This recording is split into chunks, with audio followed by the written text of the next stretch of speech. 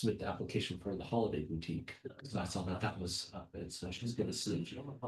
I think the challenge is that holiday boutique, there's so many different vendors, they limit you to just like one table. With all the ceramics, it takes up a bunch of room, and so we're trying to see if we can maybe get some shelving, stack of, stuff. Yeah. Have a little bit more on display or something, below and just replenish, so we'll see how it goes. Yeah. But she also wanted to do, I think it was, I can't remember which one, but they're requesting a bunch of information. Farmer's market, she was looking at doing that right here. But then she has to have a vendor's license and I think insurance and other things. It starts to get kind of expensive. Yeah. If she's not like getting a whole lot for sales, it's hard to justify the cost. Yeah, because down in Martinez, she's been doing well. It's like each time maybe about $400 or so. It's not bad. Yeah. So What is she? the pottery. So she makes her own ceramics and stuff. A lot of like housewares, bowls and mugs and other stuff. So yeah, it's been pretty good. Yeah, well, she's been interested since she was young in ceramics, and now she's finally teaching ceramics at Deer Valley High School. So my Haley, he was at work this year, and she was like, "Hey, Dad, what are ceramics?" And I was like, "Oh, she's like, I'm gonna do that." Like, it's funny. This kid, my art student, she's taking art 1, and she's like all these. She's like, "It's a lot about art history, but I just want to draw. I want to make stuff." And I'm like, "Yeah, I know, buddy, but I took that class. I can't draw." Like, listen, Right. that should tell you something. There is a ceramic studio that opened up here on Gregory. So if you're interested, they do a bunch of programs. Yeah, I'm hoping she likes it. I think she will. Yeah. And yeah. People have asked, Penny if she would teach the classes, and she's like, I don't have any extra wheels. We have one that we have to refurbish, but it'd be kind of like a one-on-one instruction, but she doesn't have a whole studio. Oh, sorry. Yeah, we could do it. I'd like to call to order tonight's meeting on Thursday, July 3rd. So I would just make a note that we've got. 13th? Oh, sorry, I'm on the wrong agenda. Sorry. Mike, Well, hold on a second. Oh, okay, sorry, I was reading the minutes. Yeah. My bad. Okay. August 13th, I'd like to call a meeting to order. We have all directors present, with the exception of Sandra Bernardo. So she has an excused absence. she has an excused absence. I guess at this point, Michelle, could you lead us in the Pledge of Allegiance? Yeah. I pledge allegiance to the flag of the United States of America, and to the republic for which it stands, one nation, under God, indivisible, with liberty and justice for all. Yeah, I feel like I'm a little bit out of practice here since I missed the last meeting.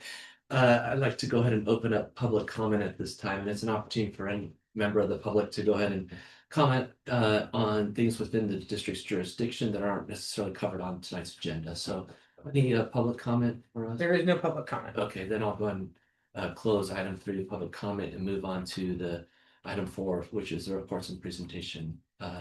Michelle, you want to kind of lead us? Yes, I will do that.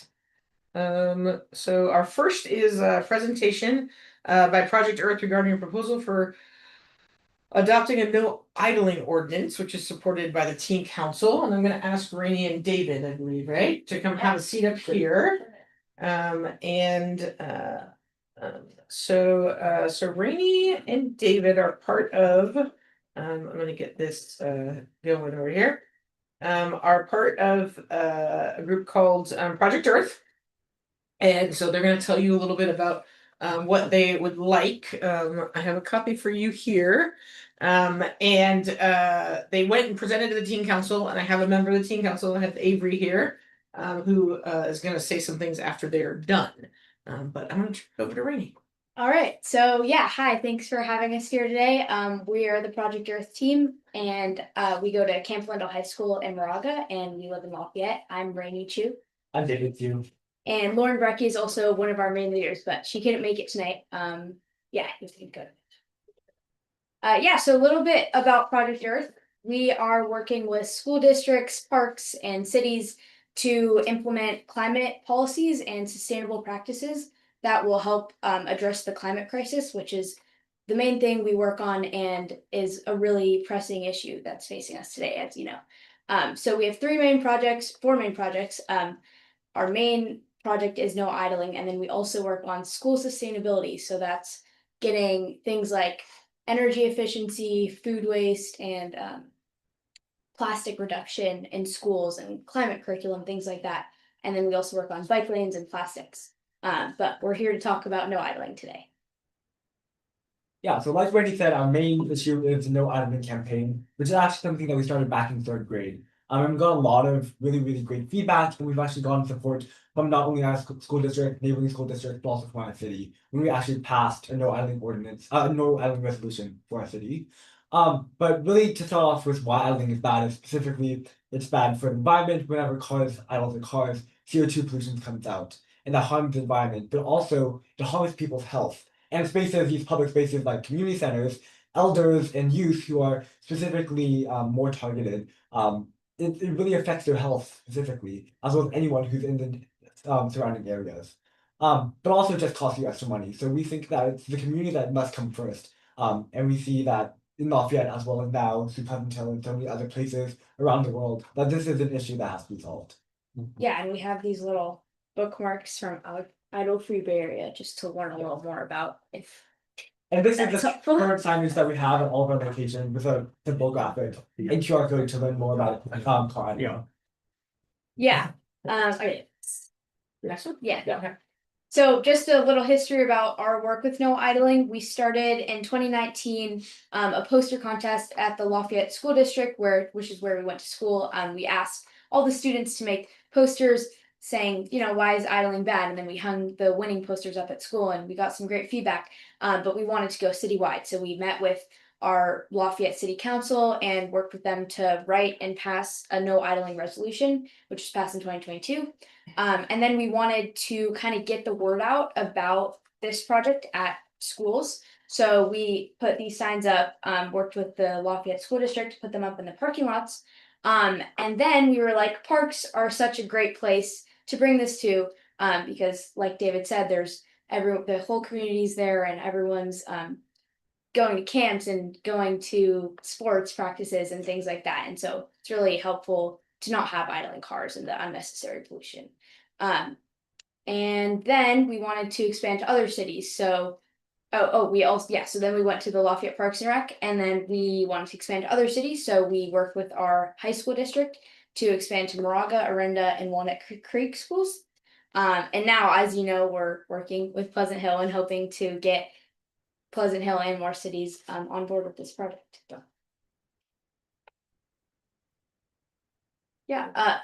So our recommendation for Pleasant Hill is to first, we were talking with Miss Michelle, and first step would be updating the park ordinance to include no idling, and then putting up no idling signage in the main parking lots that have a lot of cars idling, where a lot of cars park, and there's a lot of kids like breathing in here. And then we did meet with the Pleasant Hill Teen Council. So we're not residents. Yeah, we're not residents of Pleasant Hill. So we wanted to see if they supported this and if this is something they actually want. So we met with them, and yeah. So Avery, you want to talk a little bit about the teen council support? Yes, so they did come to us, probably, couple months ago at this point before teen council ended for the year. And they brought it up, and we all loved it and wanted to support it and everything, and think it's great. For me, I am a runner at our local high school college park, and besides our legs, runners, one of our most important tools is our lungs. So having less pollution in the air would be such a great thing, not only for us athletes and everything like they said, but for the community as a whole. So by supporting the No Idling Project, it is not only helping athletes and people doing sports at the places where the cars are idling and everything, but it's helping our community as a whole. Yeah, I think so. Yeah, and I had them, Rainey came to me originally, and since it's a youth led initiative, I asked them to work through the teen council. And so the teen council I asked them to present to them. The teen council is actually supporting and bringing this forward to the board for considerations. Do we have any more? Yeah, so this is just a little logistics wise. Yeah, so talk about pricing. So these are the signs in the sign company, signs.com, that a lot of our other people that we've worked with in the past have used, including Lafayette Parks and Rec locations, and they use signs.com, and that comes to around $50 per sign. However, there's also other companies that we would be more than happy to look into as well. But this is the one that we felt was best in terms of endurance, of lifetime, like sustainability, as well as the pricing. And if you have another company, of course, we would also be open to looking at that as well. Is it okay if I say something? Sorry. Sure. And actually, teen council, we talked as a group and everything, we decided we would love to fundraise for the signs if possible. If fundraising is something that becomes necessary. Our full support is we will find fundraiser and work to raise the money for the signs. That's great. That's great. Yeah, Yeah. that's awesome. Yeah, so if you have any questions, input, comments, we would love to discuss this. Yeah. Yeah. Well, wonderful. I guess go and open it up for any questions at this time. Go ahead. All right, Okay. go for Thank you for coming out. I love this. As a physician, my entire practice is basically the consequences of environmental impacts on people's health. Whether it's because of what we do as humans, or whether the natural environment does it to people as well too. So I love this idea. Just practically, I just wanted to understand a little bit more. What would an ordinance look like in terms of either enforcement or encouragement, or what would it sort of look like to you? Yeah, so in the past, we've worked with just adding it into the policy as the this either the city or the park's location or the school district, just having it in there that they support no idling and are like planning to implement signage and encourage people going around the park to turn off their cars. So not like a direct enforcement. That's not really what we're working on. We're more so working on raising awareness, and having the signs will just get the word out that idling is not a good thing for the community and you should turn off your cars. And we've seen from our other locations that when people see the signs, they do turn off their cars like they listen. So it's sort of a public education Yeah. campaign rather than sort of a enforcement mechanism to help people. Definitely. Yeah. Got it. You had a question? I didn't have any questions, but I wanted to thank you for your presentation and doing something like this, which seems like a very simple thing. Well, why people necessarily be idling for long periods of time or even just a few minutes, but they do. Yeah. Especially when they're picking kids up or going someplace where there's traffic situation and they wind up idling instead of doing whatever they can to turn the engine off. So I'm impressed that this has been going on since 2018. Yeah. Yeah. I mean, that's, 8 years. That's amazing. So you're to be commended for what? You've been going on. To be- To be commended for sticking with that and continuing to educate people. So thank you very much. Thank you. Thank you. Yeah. Now, I was curious, in addition to the signs, are there other mechanisms that you would suggest that we explore, like maybe, social media, posts and things to help reinforce that message, or? Yeah, Lafayette City sent out they send out weekly roundups, and it's just like an email to the whole community. And they did add a little announcement at the beginning that said like Lafayette is an idle-free city when we worked with them to pass the resolution. And then also when we worked with the Parks and Rec to put up all the signs. So I think that would be a really good idea to kind of get the word out even more than just putting up the And then- signs. Just like a small thing, Parks and Rec, also the director of Parks and Rec, at the end of every email, they have like, remember that Lafayette is the idle-free zone area. And that's just like another friendly reminder that I thought was like, we had no idea about We it didn't even before. know it. We Yeah. didn't even launch the idea with him yet, but he Yeah. already had that after the idea ordinance to was into place. kind of help support. Yeah, that initiative. Yeah, and then another idea that the Parks and Rec Yeah. in Lafayette did is they have a banner box that they cycle through, I think once a month. And so we did, I think it's on the next slide. Yeah, Oh, nice. perfect. Yeah, if they cycled through, and then they added this one when the resolution was passed. So that it would just get the word out more. Yeah. It's been great. That's another option. And then I guess my question for like a teen council, have you already kind of considered maybe some possible locations where this could be implemented, like where it might make best use of the? Yeah, parks, around school zones, because as you said, a couple of you are parents or have had kids and everything, and you very much know when you are waiting to pick up your kid from either sports or school, there's a lot of waiting around, and it's kind of nice to have your car going, having the air conditioning going, whatever it is. Where for the community and everything, and just the environment in general, it would be so much better to see the sign, say, yeah, maybe I shouldn't be leaving my car going, and then turn it off. Yeah, I think that there's some synergies with, maybe the community center, and that's a drop-off center for, a college park, and I've been guilty myself of like waiting in the parking lot with the car running, so I can listen to music of all things, that's probably not the best, justification for leaving the car running, but I would think, here as well would be another location that could be definitely. considered, since this is kind of one of those areas in which people are dropping off to go to the, teen center and things, and Senior center as well. and senior center Yeah. as well. Yes, the the community center, senior center, teen center, and then there's some other parks that maybe are more frequently visited that Yeah. might be a good idea. Um, If you don't mind, Chair, if the board is in consensus in favor of, yes, we'd like to explore moving this forward. Then I would work with our general counsel to update the park ordinance that we already have in existence and update that, and then we'd identify where we're gonna put those and work with the teen council for fundraising if necessary, and roll that out. I'm sorry, which ordinance will we update? The park ordinance, so we have a park ordinance that lists all the do's and don'ts of things. and Leashes what and you Can things do like that. leashes and things like that.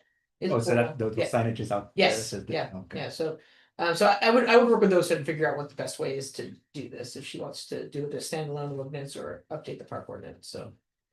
Will we do, because I heard sort of resolution as well Yeah. too, will we do that as well? Yeah, so updating an ordinance requires a resolution, Yeah, so. some sort of, yes. And if the teen center does fundraise, would it be possible to acknowledge that in all the signs in terms of your logo as well too? Yeah. Yeah, we can Yeah, for sure. definitely We can edit the definitely- design. Yeah. Yeah, I have one question about that QR code that's on the sign. Where is that directed? Is it, Good question, yeah. This goes to a website we created that just says more about what idling is, why it's bad, and then other environmental issues. So like we said, the purpose of this sign is just to raise awareness about no idling and also just environmental issues in general. So we're hoping that QR code, people have scanned it and will continue to scan it and learn more if they're curious. Yeah, I was just thinking if it was something that, would be like directed to the Pleasant Hill, website or linked to somehow. But it's maintained a website separate from. Yeah, from Project Earth, Okay, they have their whole project going, and they're Yeah. maintaining it, so. cool. Any other further discussion about? I think that's awesome. I applaud you all for having this initiative in third grade and carrying it all the way through. I think this is a no-brainer, quite frankly. I think one thing that another avenue too, it's something that infuriates me here in town, is that the city of Pleasant Hill, Contra Costa Boulevard is the longest drag, like the strip, I should say. Yeah.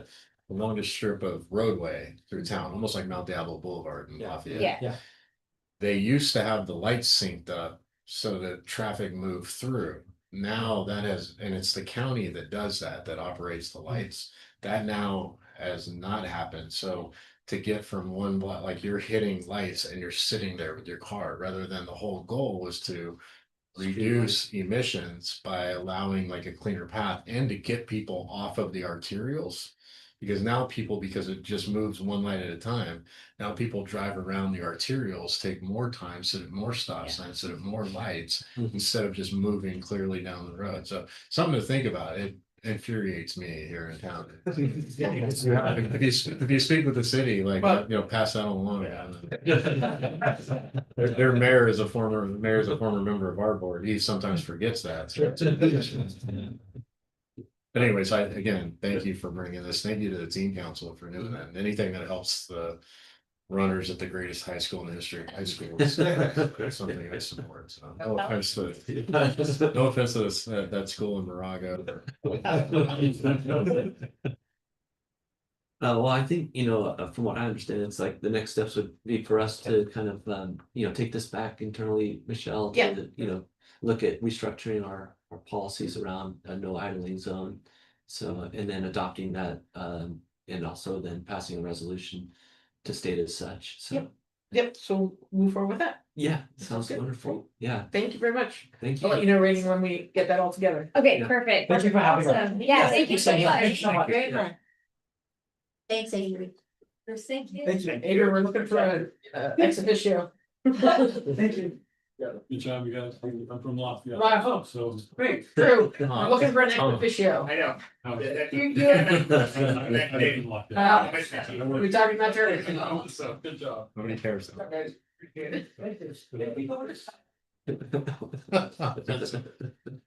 That's the enemy, man. It's like, we got Campo and Island. Yeah, What's your We got San Ramon Valley, and it's just like.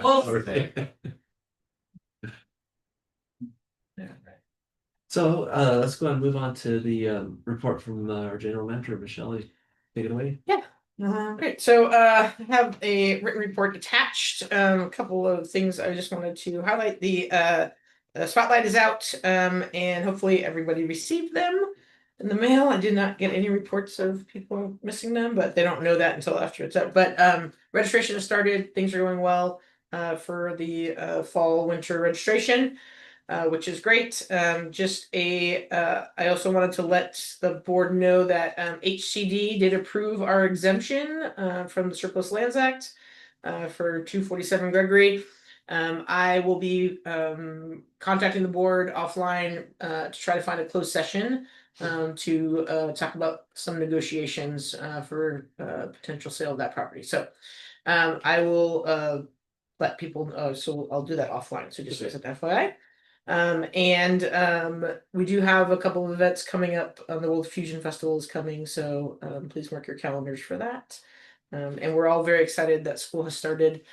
The teen center, Kid Stop is hopping. We have kids there all day long, apparently, including kids that haven't started their private schools yet, who are still childcare. So Kid Stop is full again, so which is great.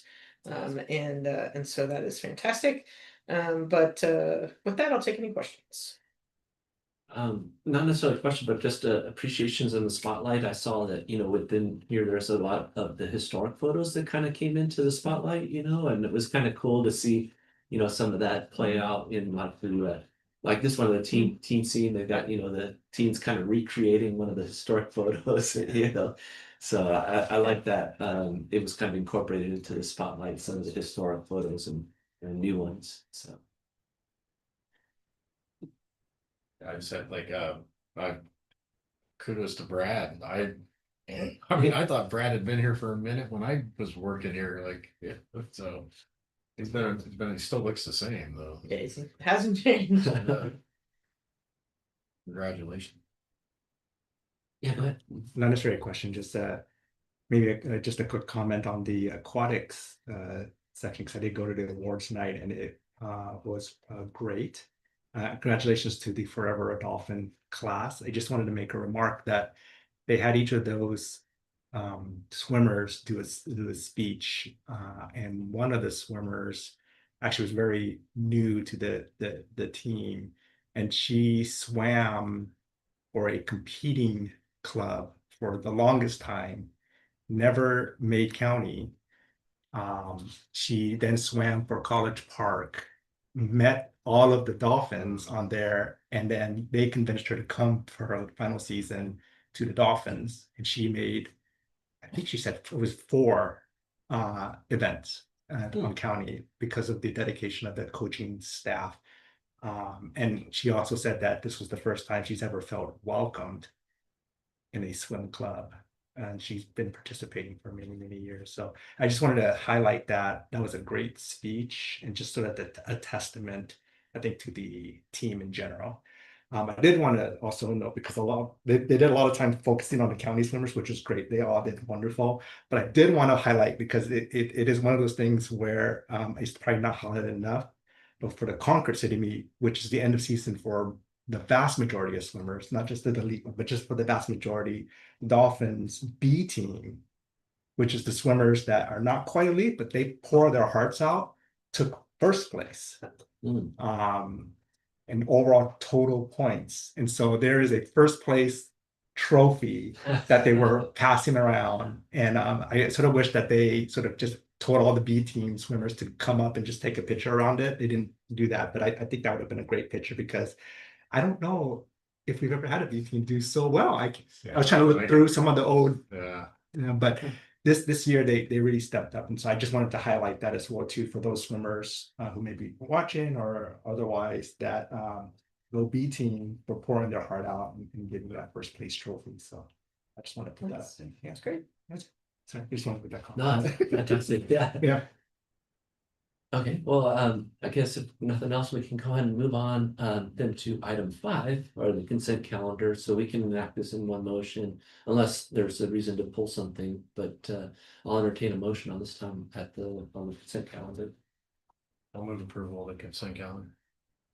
Second. All in favor? Aye. Aye.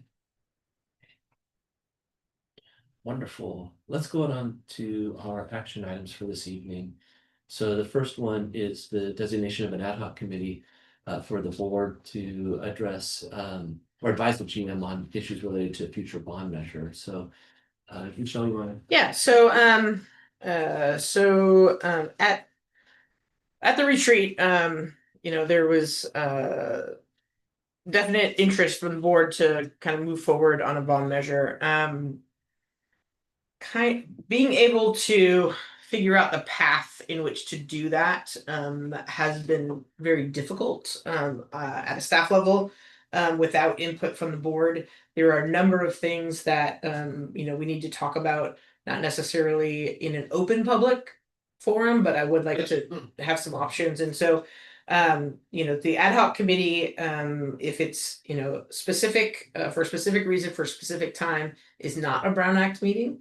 Which gives us more flexibility to talk about strategies and other things that that we wouldn't be able to talk about here, to really kind of come up with a recommendation to the full board. And so I'm requesting that support from the board to create an ad hoc subcommittee that would run for 6 months until February 28, 2027. To assist me with kind of the issues related to a potential future bond measure.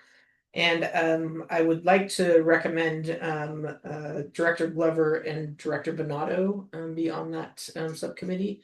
And so that is my recommendation.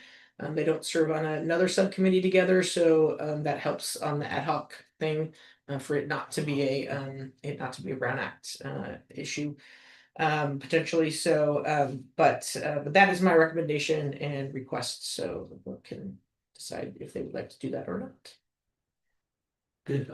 I guess I can open up for questions. I have some, but I'll start off with any others that might want to have a question. You can start. Okay, well, maybe I'll start off then. So I was curious, then, with the time frame, it seems like it was maybe just 6 months and somewhat arbitrary, just to kind of. Well, to get started, yeah. So so I wanted originally, we want to get started quickly. Originally I thought about 3 months, but I didn't think that was long enough. So I thought 6 months and would get enough time for the subcommittee to provide me with some direction that we could then come back to the board for further direction. So it's more of just to kind of get us started. We could go through the end of the year That would give us 3 months, but I thought 6 would just give us a little bit more flexibility. Obviously, the 2 people that I'm recommending are both up for reelection. So if for some reason, they are not successful and we have new board members, then we need to reappoint, but I'm hopeful and assuming that they'll still be here, so that's why I'm. Yeah, that was gonna be sort of my second question, given that it's an election year, there's uncertainty about who's gonna continue on in the next term.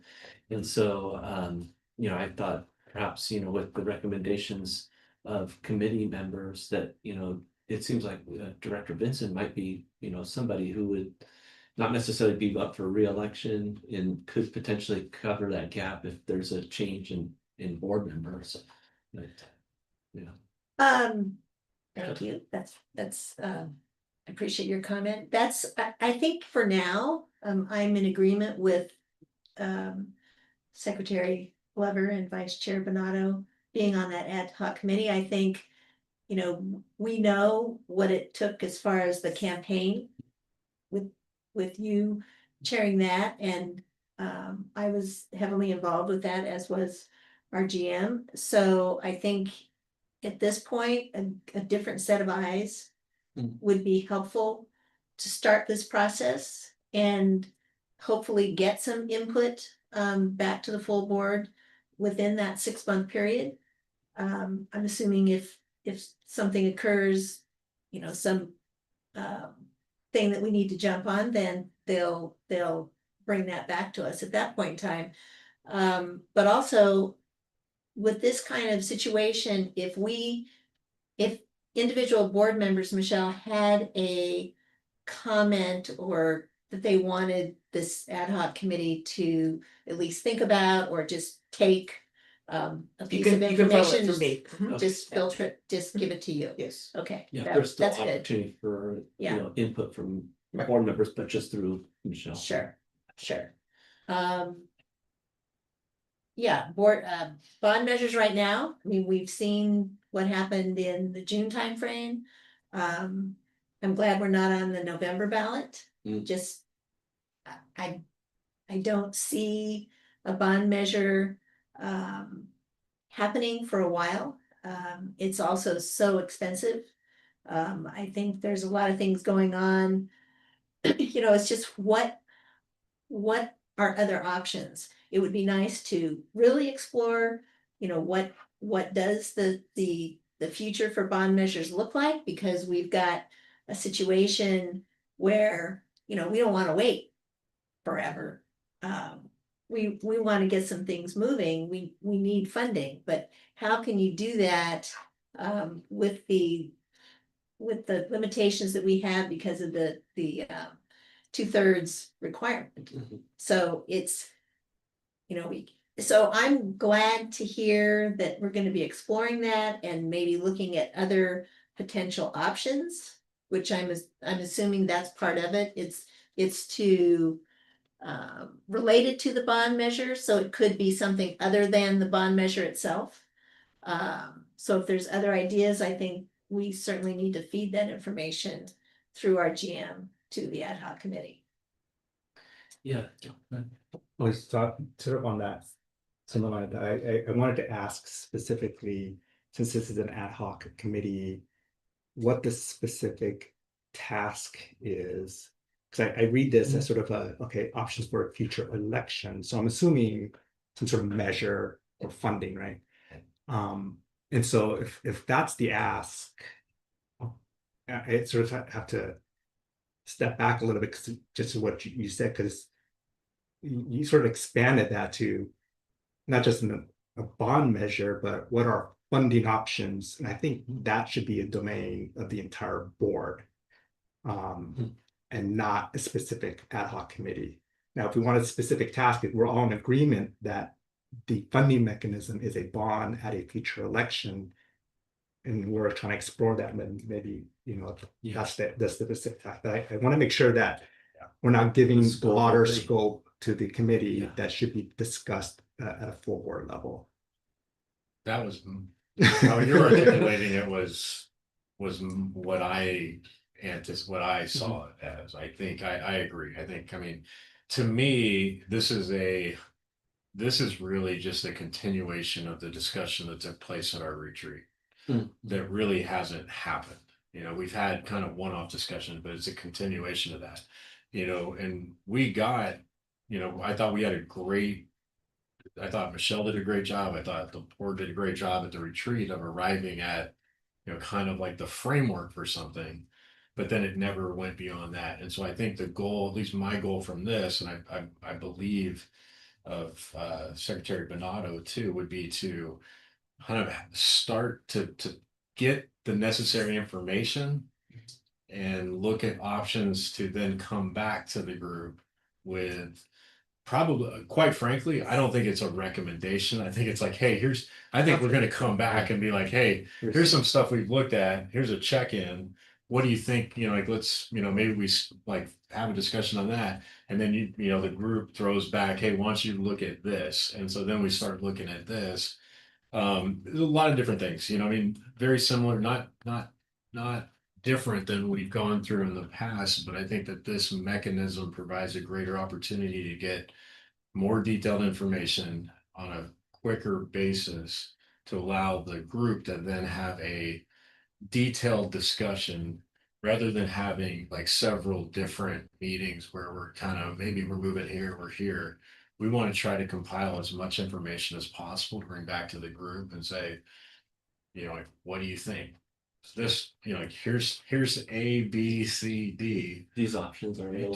What do you like of these, you know, or are there components that you like of one and not of the other? And, you know, that was more of like my, like, yeah, I Yeah, don't. I think I would support that, because I think the numbers haven't been there, or the details. I Yeah. think if the task is, we need to just flush out what are the actual options and numbers associated with that. I think that might be a good specific task.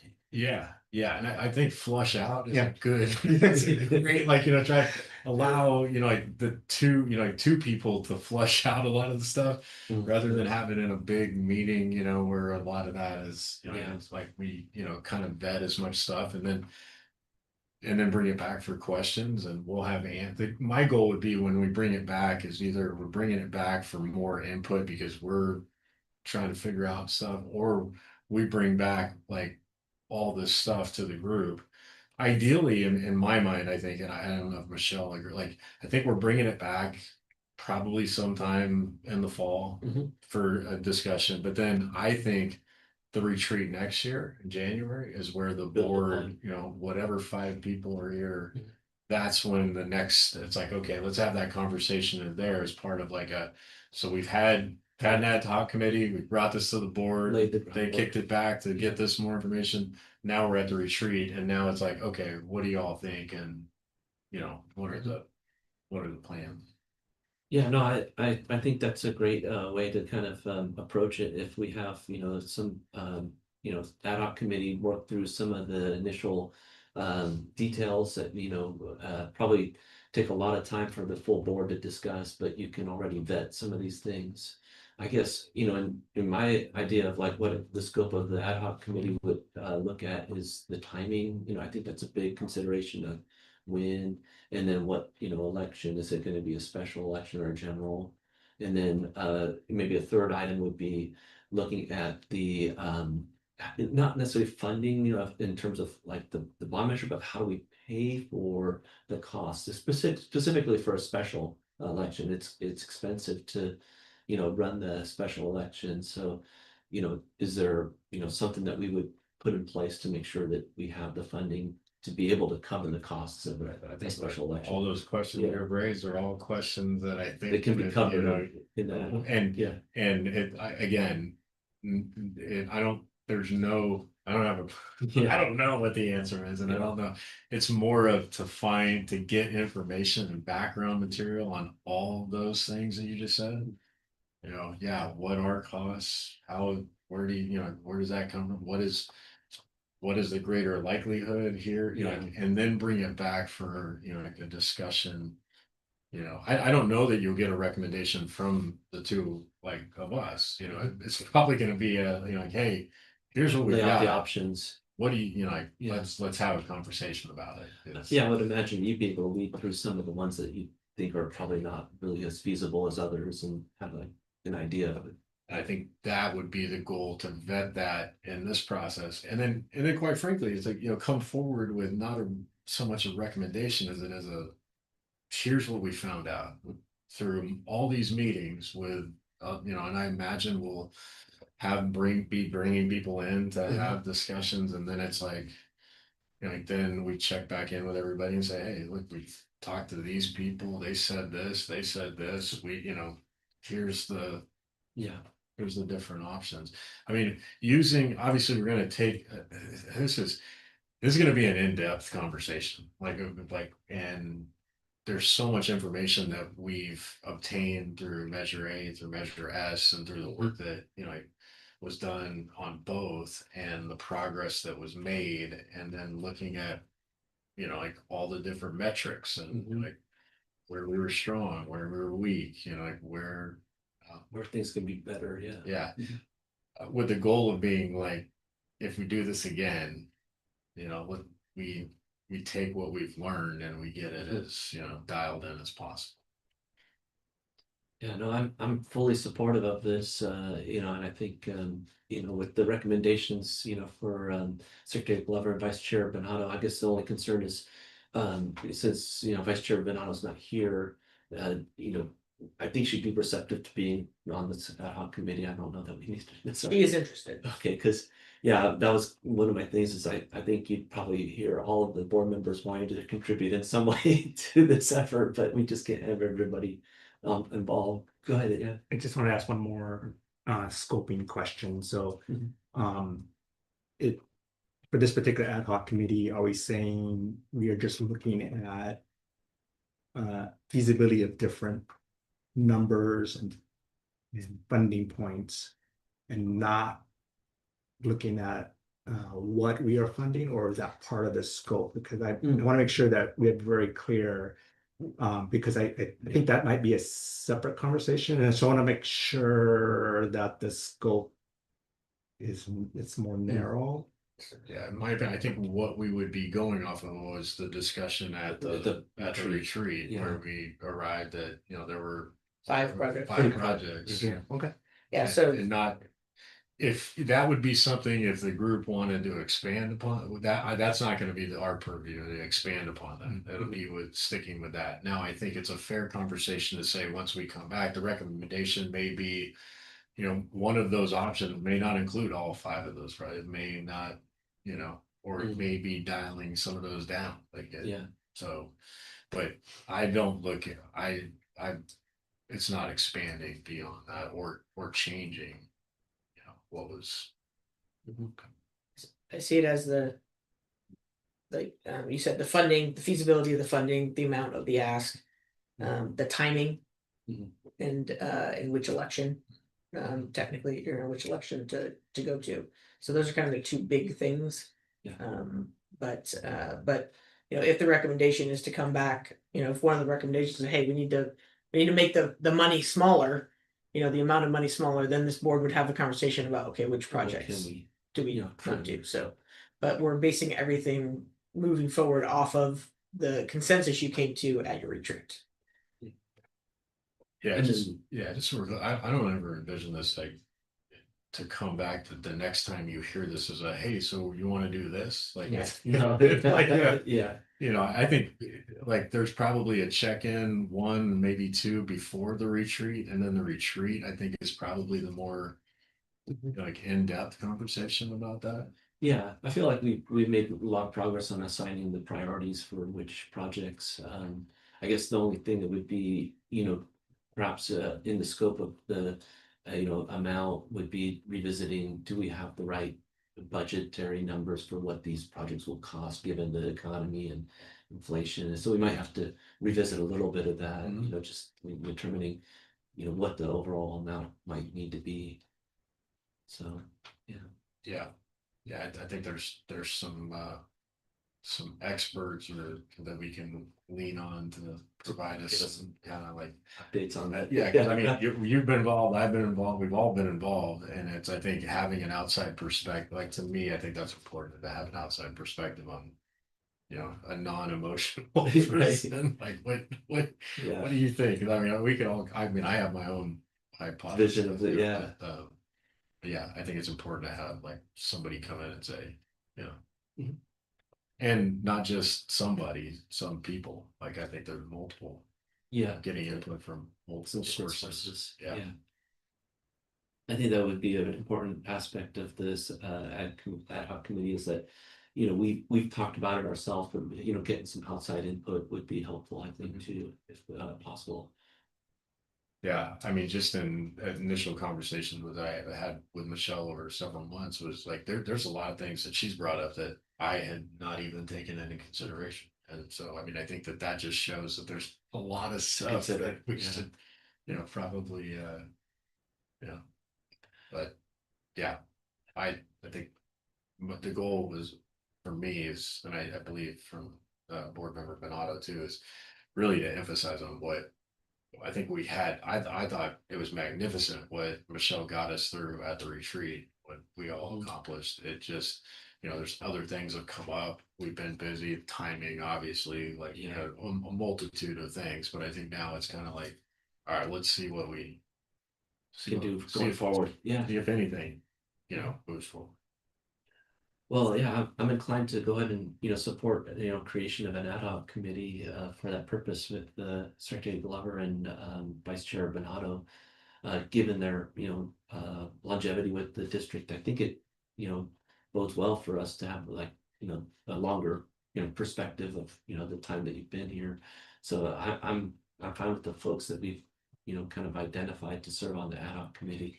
I don't know if we need to I need a this for a motion. Yeah. I'll move that we designate an ad hoc committee of the board, consisting of Secretary Glover and Vice Chair Benato to advise the general manager on issues related to a future bond measure.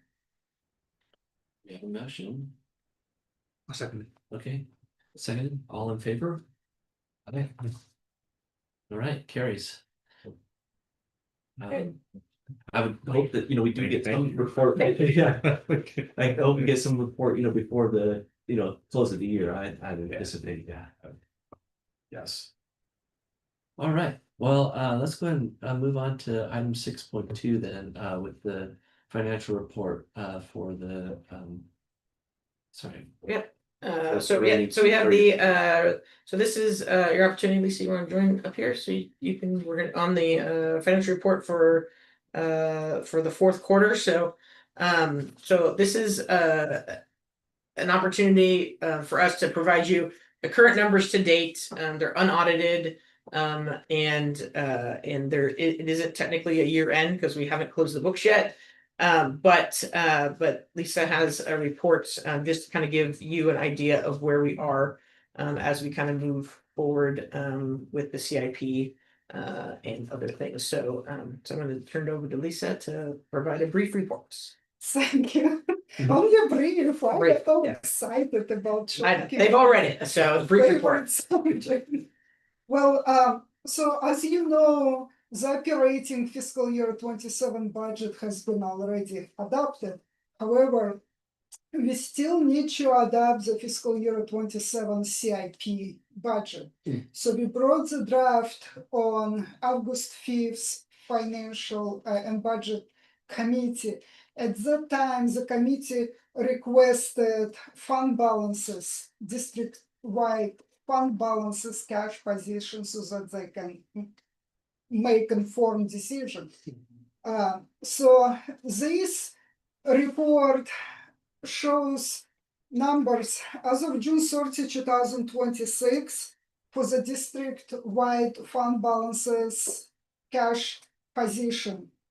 Because we are still closing the books, technically our deadline for closing the books is September 1st. These numbers getting revised, but not materially. Like for instance, the amounts on these reports might not exactly match the expenditures on the supporting departmental revenue and expenses by small amounts, because we still process check runs, our expenditures still hitting fiscal year 26. Mhm. For example, the CalCard statement that was posted today reflects fiscal year 26 amounts for 23,000 in total. So it's what you see here is materially how the funds are. So this report came as a direct result from the August 5th Financial Budget Committee request.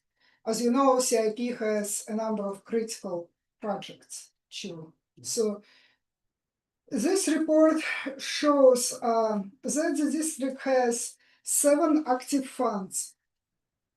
5 of those funds are special revenue funds, including 1 senior fund. The rest are with the county. Then we have Fund 400 CIP fund, and we have general fund, of course, where we have all our expenditures. The beginning fund balances, so we need to start with the beginning fund balances. These are audited amounts. They came from the fiscal year 25 annual comprehensive financial report. So this fiscal year 26 started with good fund balances. In beginning fund balances. In fiscal year 26, we will make a prior year adjustment to the fiscal year 25 financial statements, specifically to the CIP fund. So the beginning fund balance of the CIP fund will include 248,000 of parkland dedication fees that were not recorded in fiscal year 25. So on one thing to keep in mind when looking at this report, so we have for the general fund audited beginning fund balance, which is a good amount. This in fiscal year 26, this beginning fund balance was decreased by 1.8 million, and that's a directly result of the board transfer to the CIP fund. It went out as a CIP funding. Also, the fund balance activity includes transfers in from LNL number 6 assessment, 698,000, as well as 96,000 from special assessments. So those were monies that came in. One thing to keep in mind, there is a capital contribution of 500,000, increasing the general fund balance. So that specifically adds donation. Yes.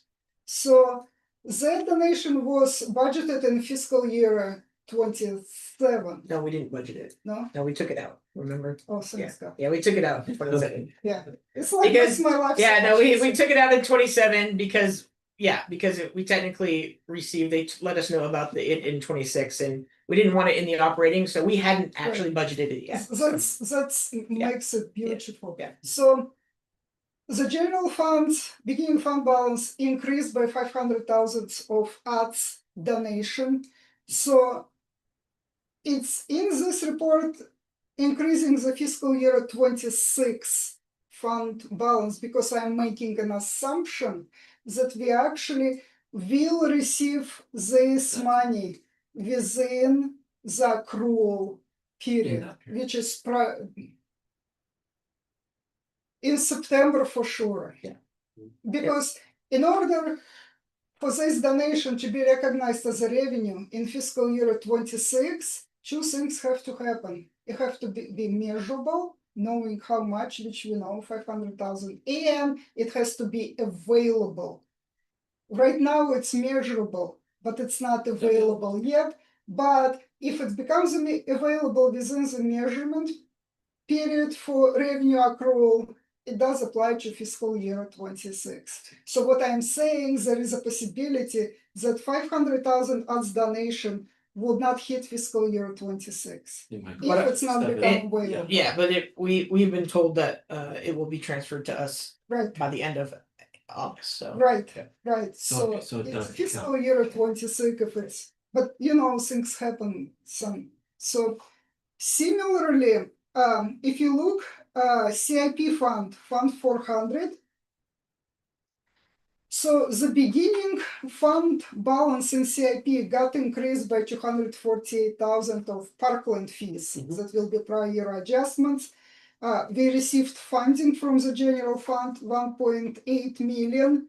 There is increase of 24,875 from Rogers Range contribution. And there is a 202,000 of state grant funding. Similarly, as adds 500,000 donation. If I put it in here, making the assumption that it will actually be received by the accrual measurement period. If it's not going to be received within that period, that state grant will hit fiscal year 27 fund balance. And what it is, it's a reimbursement from the state of California for RSPRS from construction, which has been substantially complete. I went there, so I seen it. It's complete. Okay, so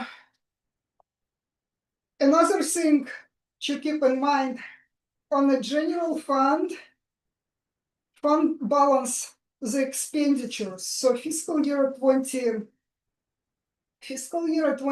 expenditures of 12.5 million.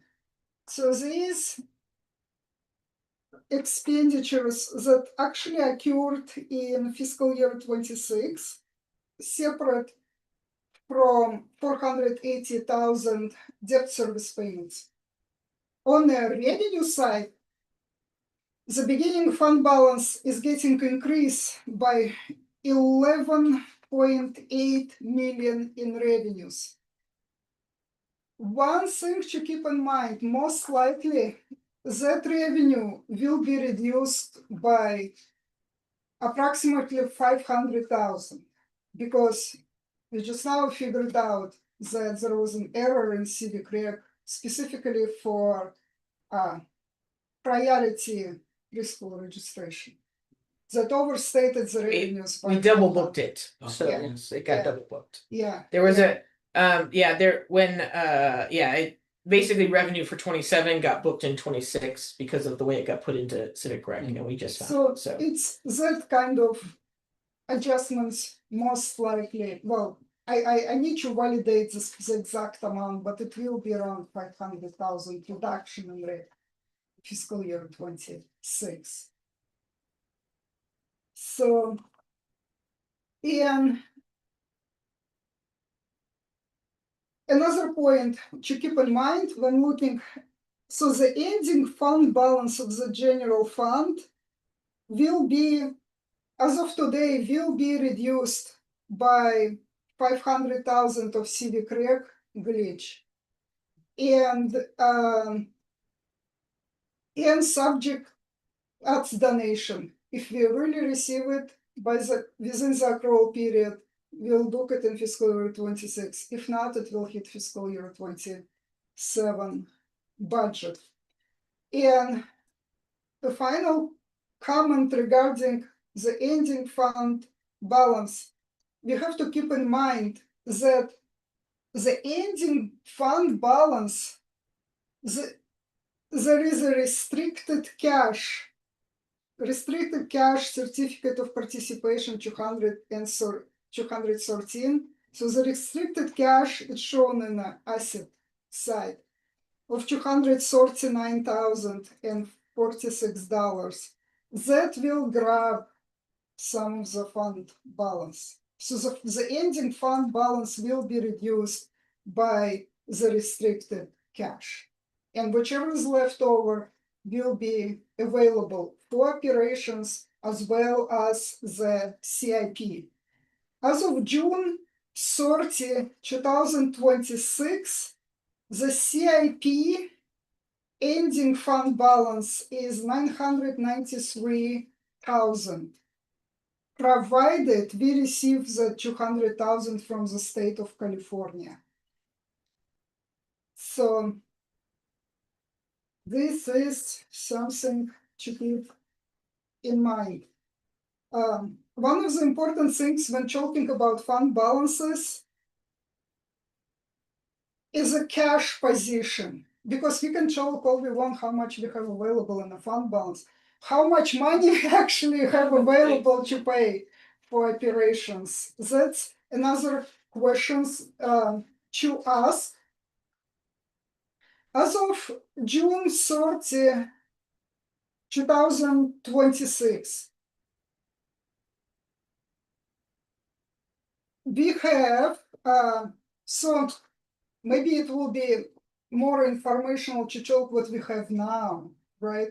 So as of June 30, 2026, there was 73,000 in county, cash in county. However, in addition to that, there was 1.2 million in LAIF. So it's not like we just have 73,000 with the county. There is 2.2 million in LAIF as well, as of June 30, 2026. So that cash balance is decreased from 2025, but 1.2 million. Okay, the reason is because the rate of the cost of operation exceeds the rate by a lot, exceeds the rate of the property tax that distributed to the district. So the depletion of cash is because the rate of operation, cost of operations exceeds the rate of the increase in property tax. So that's where the additional funding sources would help. But as of today, the cash with county and LAIF is 5.3 million. We're focusing on fourth quarter, so yeah. Right. Okay. Right. So yeah, so there's a lot of in-out money moving, but but the basic balance, so our balances move every day. We take in registration every day, things move every day, right? So this was a snapshot as of June 30, where we were, right? So, and then, we get our advance on our property taxes, and so so I think Lisa's provided kind of a good overview so you kind of understand where we are. The CIP definitely, we moved money when you approved the CIP because it had all gotten commingled in the general fund. If for some reason once we look at the CIP, we decide we need to move more money back into general fund, we can do that because it's general fund dollars. But with that, are there any questions? I didn't get any pre-questions from anybody on this, but now that I'm sure Lisa has thoroughly confused you. But I would like to see if our chair of our Budget and Finance Committee, because this really is a direct result of the conversation you guys had at your meeting. Right. And in trying to figure out how much money we had to spend on CIP projects. So this is a lot of detail, Mhm. and if you haven't had a chance to look at it more thoroughly, please do so, because all we're doing tonight is receiving this information. It's the financial report for the fourth quarter ending June 30th, as Lisa said. These are non-audited numbers. It's that snapshot. Because things, as a result of a other meeting coming up, and then the Budget and Finance Committee will be meeting again, having to do with the SIP budget. So this is something that we asked for, a lot more fund balance information, and we certainly got it. Thank you very much. And it is it's a lot of numbers, but I think we can say that we're receiving this report for what we know for the quarter ending June 30th, 2026. And we'll see what happens Well, and for. and once we have final numbers, Right, then and we'll be looking bring at you those. Yeah. So we'll have the final numbers coming up later in September. So this is it for the financial report for the fourth quarter Mhm. of ending June 30th, 2026. Well, I guess, yeah, we'll go ahead and open it up for some questions. I have some questions, but I'll entertain other questions first. Answers are running. Yeah. Just so I'm clear. In terms of just our cash flow, cash management. The reason for the recommendations is to not move are we just so it's simple? Is the cash flow okay? As it is presented here, are we getting into any problems getting close to which that's an issue? So, Okay. okay, in regard to what? Yeah. Okay, so I just want to be because there's a lot of numbers. Yeah. And so I just want to make it so that it's just a clear statement. So I can answer that. Yeah. So we in the past, after we got like our COVID money and during COVID we weren't spending as much, we weren't getting as much money in. We had a little larger fund balance, right? So we had those audited unaudited numbers were very different than our audited numbers. So our fund balance went down quite a bit last year, right? So that was kind of the money that we had kind of available. So to answer your question, we have enough cash flow to cover what we're doing now. And so we've always run kind of like hey, if you looked at our budget, we're always down to about 50,000, right? Like, I mean, that's our surplus is $50,000. So we pretty much between our, we got an advance from the county of 5.5 million. That's what we got for our taxes. And then we have 700,000 that'll come in for so we'll be out up to about just around 6 for property taxes, and then we expect to bring in about 6 for all of our programs and rental revenue. So we spend every dollar we bring in. So that is kind of one of the reasons why we are continuing to look at other funding mechanisms, grants, that sort of thing, to kind of help bolster, especially our CIP funding, things that we can do with donations and that sort of thing. But to answer your question, we have enough cash flow to handle our day-to-day operations at this time. Mhm. Okay.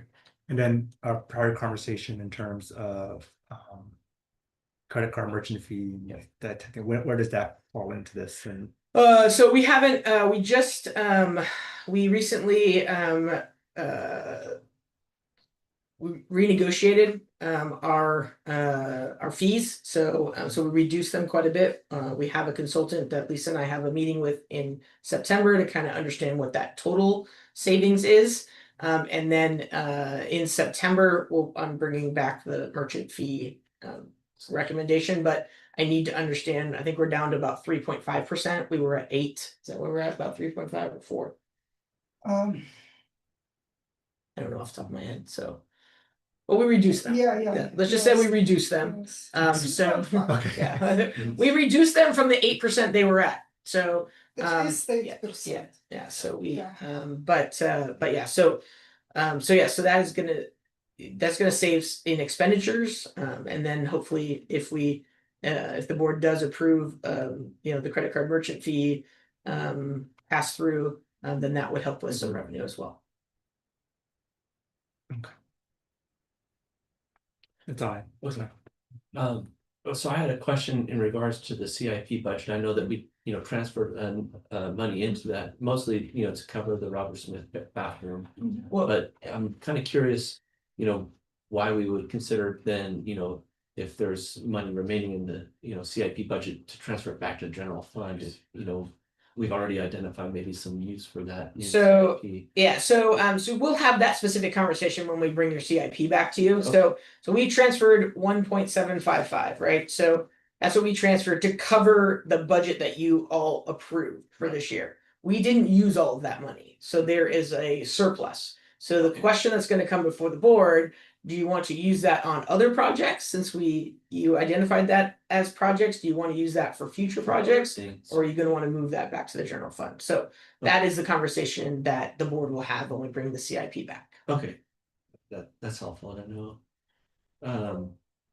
Yeah, and then I was kind of curious about one of the statements, just for my understanding about the certificate of participation. And it sounds like, there's this option in which, the remainder can be, you know, the restricted cash with the fiscal agent to pay off the remaining balance of 200K. I didn't quite understand that whole So- nuance or. Right, so that restricted cash that we have in a cash part, 239,046. So that money sits with the US bank, not general checking. US bank fiscal agent holds this money.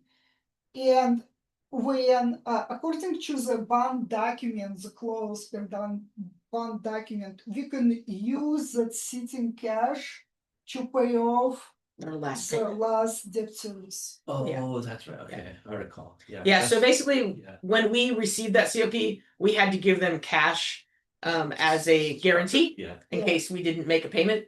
Mhm. And so that cash sits there. And so we can't use it to pay anything off. We can use it for the last payment. I gotcha. So- Okay, I remember that Yeah, conversation. right. So it's sitting there just It's Right. sitting waiting to there. be used eventually. It's grabbing the ending fund balance Yeah. as well. Right, yeah. As So- well as the restricted And so we have 2 more years with this year and then we have next year. Next year we'll be done with that and we'll use that money to pay for that. For- So yeah, it will no longer be use grabbing. it for it once. Right, and so we won't have an additional expenditure for that.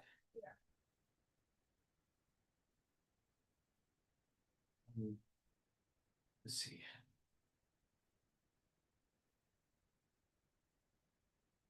I just another smaller question, that has to do with some of the accounts.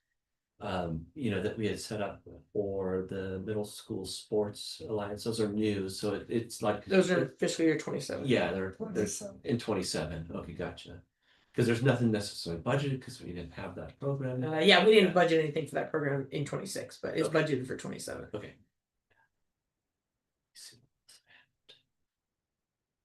Oh, this is kind of a curious one too, and I'm sorry, it has to do with the athletics department operating expenses. There's a account for capital labor allocation. I didn't know what that was for. So we have capital labor in all of them. So basically, so let's say Tom or Lance does a project, and let's say Tom does a project, and we charge some of his time to the project. So it's a negative in the program, and it gets transferred, and we pay it out of capital. So basically, because Tom has a full-time salary that is budgeted in the operating budget, but in the past, we haven't used that recently. I don't think we used that this year, did we? No, Yeah. it's not. Yeah. Yeah, we didn't use it, but in the past, the way our previous finance manager did it was he would have them charge some of their time to Towards that CIP particular- instead yeah. of Okay. that. So it was a negative. So that is still there because it was used previously. Oh, okay, that's just curious about it. I didn't know what the terminology was, and it just says a zero balance. That's all the questions I had. I guess, highlights in regards to at least one line item that we have for the vandalism. We haven't necessarily had any, so there's a. Or you can just have them charge it. So I think that's all I had. Any other questions? I mean, it's just a report that we would have to receive, so. I feel as though, we're well informed now as we look forward to the next conversation we'll have about the CIP budget, so. Awesome. I forgot to mention one part though. So the senior fund, it shows 234,000. So that restricted cash is available to be spent in the general fund. Hmm. Through transfers. Oh, For the yeah. senior. Yeah, so the fund. senior advisory committee is recommending, we'll bring a resolution, they're recommending transferring some of that money into operations to cover some things that they would like, so. Oh, okay. Yeah, so that will come to you in the future, so. Okay, So, but it can only be sent on senior related things, so. right. And we will then have also a discussion about the donation. and- Well, yeah, the donation will be there, you'll decide how you wanna spend it, so. It is there, so. Great, thank you, Lisa. Yeah, thank you. Thank you, Lisa. Okay, let me get back to.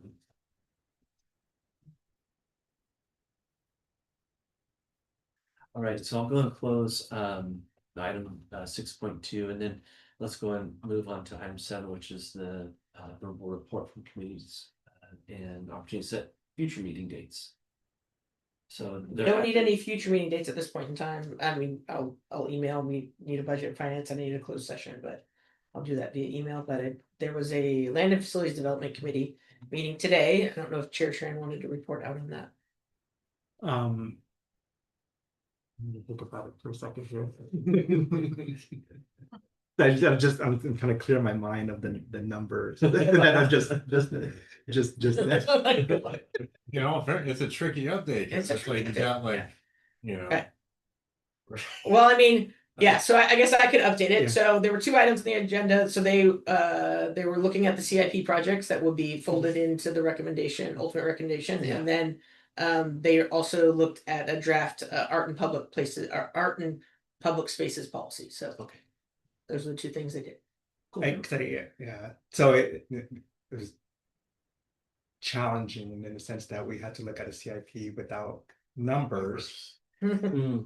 and then we just had a whole flood of numbers. That sort of circle around the idea of the CIP, so Yeah. it was you a know, rough like, afternoon. like- It was a rough afternoon. Yeah, it's hard with the CIP, because you have, 2 committees and, I thought I was- So those, like I said, so those are the 2 things, they looked at priorities Okay. and they looked at the draft art policy, so. So yeah, maybe that's the positive Yeah. thing coming out of it is you had written a great plan. So once that's vetted and looked at, we'll bring it back to the board for a nice art policy that we can all follow. Nice. That's it. Sorry. And any other future meetings coming up? Sound like there was. No, we need to schedule a budget and finance committee meeting, yeah. But we don't have it on the calendar yet. Okay, well then, we'll move on to item 8, which is board announcements and requests of staff. So go and start with Director Tran. Not much to report, just glad swim season's over.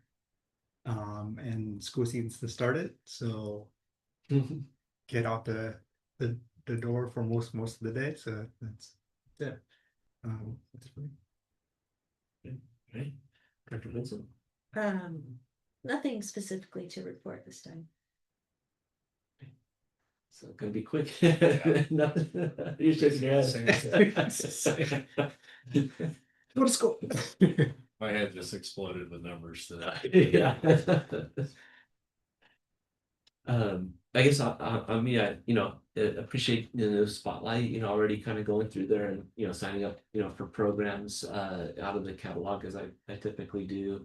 And I didn't have an opportunity to kind of at our last meeting, just give appreciations for the Blues and Brews. I mean, I only attended the Friday night, so I'm thinking that Saturday was a huge success. I didn't hear anything otherwise, but I just want to appreciate everybody who put in for that event and made it such a big success. Specifically, I wanted to highlight Natalie and her contributions. I tend to see her at all these events that we do above and beyond, like just the day-to-day type of work that she does. So I kind of appreciate her commitment. It seems like her dedication in helping support these types of endeavors is very appreciated. And then I also had a chance to talk with Marlies, who is kind of a new addition to our team, if you will. She had, told me that she had, been sort of temporarily helping with the daycare and things like that, but then has now, taken on some more full-time responsibilities to help backfill some of what Ally was doing. So I really appreciated her enthusiasm and, the type of energy that she brings. And I think it's just awesome to see. I think it was Phil who had said, yeah, when we find somebody good like that, we want to try to make sure we bring them in as part of the family. So I'm glad to welcome her and, just appreciate, all the interest and enthusiasm that she provides. So, I know that everybody's been pulling hard this year, with, not having the number of people that we would want to have on staff, but it's still like we're able to provide the same services, and I certainly appreciate everybody's contributions, especially to get through this summer season, which is a big push for us. So everything's been super successful, and I'm looking forward to the World Fusion Fest coming up as well pretty soon. So yeah, with that, I'll go ahead and close the meeting. It's 8:18.